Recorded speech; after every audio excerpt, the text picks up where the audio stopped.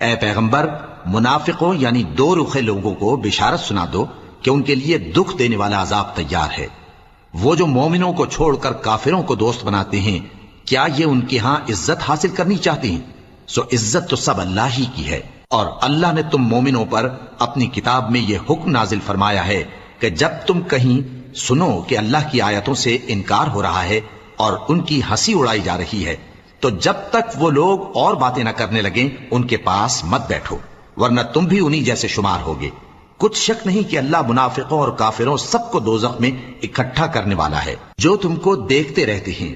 پھر اگر اللہ کی طرف سے تم کو فتح ملے تو کہتے ہیں کیا ہم تمہارے ساتھ نہ تھے، اور اگر کافروں کو فتح نصیب ہو تو ان سے کہتے ہیں کہ کیا ہم تم پر غالب نہیں تھے اور تم کو مسلمانوں کے ہاتھ سے بچایا نہیں۔ اب اللہ تم سب میں قیامت کے دن فیصلہ کر دے گا، اور اللہ کافروں کو مومنوں پر ہرگز غلبہ نہیں دے